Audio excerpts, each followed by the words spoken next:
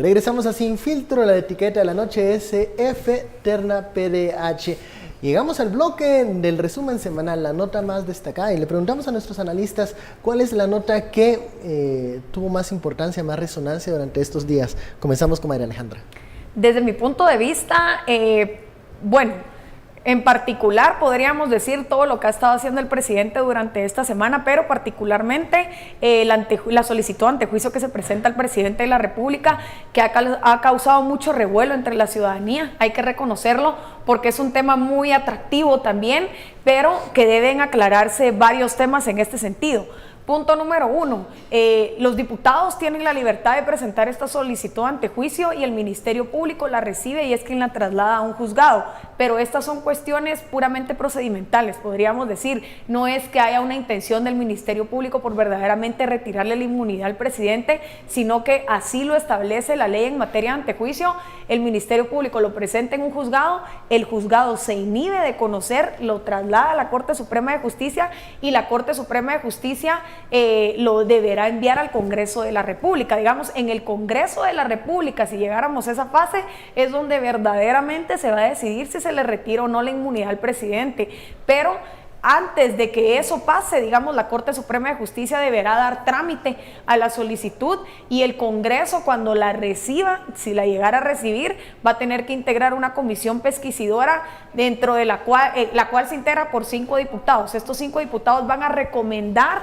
al resto de diputados retirar o no la inmunidad al presidente y ellos están en absoluta libertad de decidir si sí o si no, con el voto de las 2/3 partes, que son 105 o más, se le retira la inmunidad al presidente.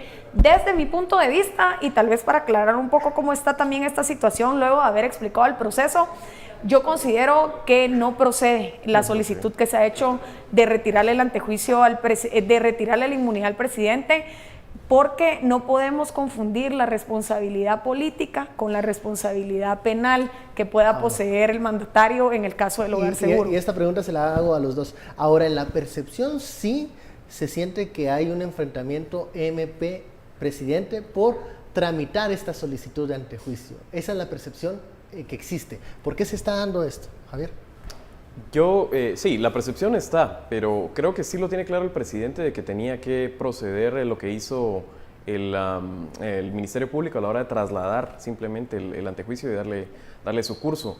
El problema de la percepción viene por otras razones. Por ejemplo, lo podemos ver que el manejo del caso Hogar Seguro creo que tiene a Jimmy muy destanteado. Y creo que lo que dice Alejandra es la clave de esto. O sea, la responsabilidad política de cómo lo manejó, si lo manejó bien, lo manejó mal, eso está completamente sobre sus hombros. ¿Sigue? Ahora la responsabilidad penal es distinta. La responsabilidad penal que le quieren meter, en este caso, coincido con ella, no procede. Muchas personas quieren ver esto como que fuera un plebiscito de revocatoria de mandato sobre Jimmy y eso es distorsionar las figuras. Si esta percepción sigue del enfrentamiento de MP y el presidente Jimmy Morales, algunos dicen una percepción que continúa, entonces ha de ser cierto, sí hay un divorcio entre MP y el presidente. Yo creo que en este caso en particular, el Ministerio Público no está demostrando en ningún sentido tener algún tipo de rivalidad con el presidente de la República, es decir, como le comentaba anteriormente, estas son cuestiones puramente procedimentales y no es que la solicitud ante juicio haya nacido necesariamente de esta institución. O sea, la solicitud ante juicio en un primer momento es enviada por parte de 2 diputados, o sea, son 2 diputados del Congreso de la República los que hacen la solicitud. Ahora, si hay algún tipo de divorcio, yo creo que ahí estaríamos tal vez tratando de mezclar un poco las noticias, porque esta semana también se volvieron muy populares las declaraciones de la fiscal general acerca de que no había sido invitada por parte del presidente a formar parte de la delegación que fue a Miami y que esto sí puede llegar, para algunos puede llegar a evidenciar algún tipo de rivalidad. Sin embargo, yo no creo que el tema del antejuicio del presidente de la República tenga nada que ver con que exista alguna rivalidad entre Ministerio Público y Ejecutivo. Javier, ¿la noticia más destacada de la semana? Igual me iría por la misma línea de Jimmy, pero en este caso creo que es su desempeño en la cumbre que hubo en Miami de líderes de los ejecutivos del Triángulo Norte. Del Triángulo Norte y con Mike Pence y el director de Homeland Security, Jim Kelly, que es como que fuera el ministro de Gobernación de Estados Unidos, que es el encargado de, desde la óptica de la nueva administración republicana, readecuar el plan que había nacido desde la administración de Obama. Y el enfoque en este caso es importante, porque los republicanos tienen un enfoque más de seguridad y de cumplimiento de la ley, mientras que los demócratas tienen un enfoque más de las causas estructurales de por qué detener la migración, por ejemplo, o el flujo de droga por el Triángulo Norte hacia Estados Unidos. Y eso es importante. Y en medio de eso creo que también, igual, o sea, se traslapan las dos noticias. El caso de que no haya llevado a la fiscal general no fue positivo para Jimmy, creo que fue una mala decisión, la debió haber llevado, tiene sus costos políticos, este tipo de cosas, y abona esa narrativa que es principalmente de comunicación y creo que ha sido un error de comunicación tanto del Ministerio Público como de la presidencia, acrecentar esa percepción. Yo creo que a ninguno de los dos les conviene. O sea, necesita del apoyo del Ejecutivo la fiscal general para terminar y llevar a buen puerto su gestión y la lucha contra la corrupción, y a Jimmy no le conviene verse en este caso como un enemigo de la lucha contra la corrupción. Y después es la gente que fue a esa reunión, ¿verdad? Yo creo que la próxima semana va a fluir un poco más acerca de los acuerdos y declaraciones de los actores que estuvieron ahí, y hay que darle seguimiento. ¿Se llenan las expectativas de lo que ustedes pudieron ver de esa cumbre del Triángulo Norte? Incluso México también participó, y las autoridades norteamericanas. Lo que hace esta cumbre, y creo que eso es lo que debería de llenar muchas de las expectativas de los ciudadanos que siguen entusiasmados con la lucha en contra de la corrupción en Guatemala, es que los planes de los Estados Unidos para el caso de Guatemala y del Triángulo Norte concretamente no se han modificado con la llegada de Donald Trump. O sea, lo que nos dice esta cumbre es la llegada de un nuevo presidente que muchos vendieron como una amenaza para toda la estrategia que ya se había planteado para el Triángulo Norte desde los Estados Unidos, no es una amenaza real. Es decir, los planes, la agenda política estadounidense para el Triángulo Norte sigue siendo la misma. El plan Alianza para la Prosperidad sigue en marcha. Es decir, no hay nada, y esto ya lo aclararon también los funcionarios que estuvieron presentes, los funcionarios estadounidenses particularmente, no hay nada que vaya a impedir que el apoyo socioeconómico siga llegando a Guatemala, a las instituciones como la CICIG, que ya vimos que el apoyo por parte de los Estados Unidos pues persiste en esta lucha, que no es solo en contra de la corrupción, sino también que tiene que ver con combate al narcotráfico y primordialmente con temas migratorios que son de interés no solo del presidente estadounidense, sino del Congreso y del Senado estadounidense también, en donde a lo interno existe consenso con respecto a la agenda que desde 2013 se está ejecutando en el Triángulo Norte. ¿Sorprendió o les sorprendió a ustedes el hecho de que las autoridades norteamericanas dijeran de TPS no se va a hablar y eso ya no va más? ¿Sorprende eso o es algo que se veía venir de la administración republicana? Bueno, quizás pueda sorprender a algunos ciudadanos, pero en realidad Nosotros nunca lo tuvimos, ¿verdad? Ese privilegio, sí, nos quedamos pidiéndolo nada más.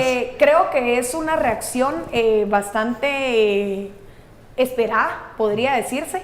Va mucho en la línea de pensamiento de los republicanos, que en realidad durante la gestión de Donald Trump no han tenido mayor peso, o en realidad no han ejecutado algunos cambios significativos, digamos, en las políticas de los Estados Unidos. A lo que hay que prestarle mucha atención es que sí se le sigue dando importancia a temas importantes, como son los temas migratorios, que creo que ese es el primer problema que fue identificado por los Estados Unidos, la fácil compra de voluntades políticas en nuestros países, que es una de las que lleva como bandera la batalla en contra de la corrupción, y cómo se va a trabajar también el tema del narcotráfico, que son probablemente los ejes torales del Plan Alianza para la Prosperidad y que sí se tocaron en esta cumbre. En el tema del combate al narcotráfico, ¿veremos mayor cooperación de parte de las Fuerzas Armadas de Estados Unidos en algún momento, como se vio en otros planes, por ejemplo el Plan Colombia? El Plan Colombia, que le están diciendo que precisamente ahora hay una homologación al Plan Colombia.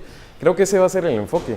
Sin embargo, ese es el problema. Creo que si bien, de hecho, yo tengo muchas observaciones al Plan de Alianza para la Prosperidad del Triángulo Norte, la forma como esa ayuda puede realmente evitar el flujo de migración desde la óptica estadounidense, pero lo que nos interesa a nosotros, que es el desarrollo, combate a la pobreza, creo que tenía ya suficientes problemas, y ahora ese enfoque de recrudecimiento de condiciones pone las barreras de entrada al país, que es lo que a ellos les interesa, más altas, tanto de estupefacientes como de gente, pero realmente no atiende causas estructurales y esas son las que puede realmente sacarnos a nosotros del atolladero en el que estamos y les van a servir más a ellos. Ese enfoque, a pesar de que coincido con Alejandra, que atender el problema del Triángulo Norte es un consenso bipartidista en Estados Unidos y se va a mantener, ese enfoque es interesante y creo que tenemos que hacer una lucha ahí como país y negociar en unas condiciones más de dignidad de ese pacto. Bueno, para mí, para cerrar este bloque, una de las noticias más impactantes de la semana fue lo que ocurrió el lunes, las detenciones por el caso Hogar Seguro,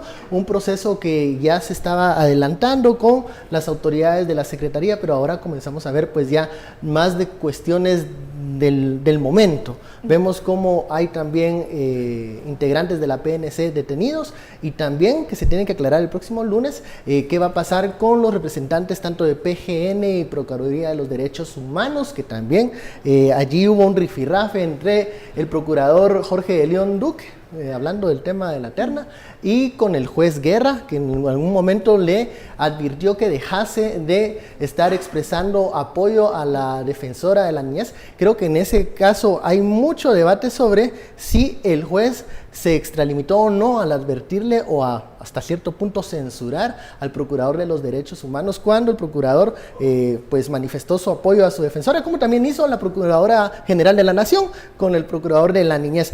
Todo eso se va a aclarar en los próximos días y es impactante porque es lo bueno que este caso no ha caído en el olvido. Entonces hay que llegar hasta las últimas consecuencias, continuar la investigación y ver qué se decide en los tribunales. Y bueno, hemos llegado al final de esta hora de análisis. Muchísimas gracias, Javier, María Alejandra. Tengo acá unos saludos que me han encargado mucho por internet, a doña Dolores de Jesús Rustiani y a Dolores de Jesús Lorenzana, que están de manteles largos mañana, y también un saludo a don Elías Lorenzana. Y sobre todo un saludo muy, muy especial para todos los padres. Mañana es el día. Un abrazo a todos los padres responsables. Los de los panelistas. Ahí está, los de los panelistas también, los de nuestros analistas.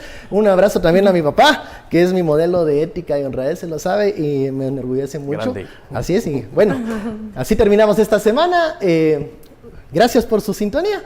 Y bueno, nos vemos el lunes. No se agobie con el tráfico. No se agobie con el tráfico. Feliz noche. Feliz noche.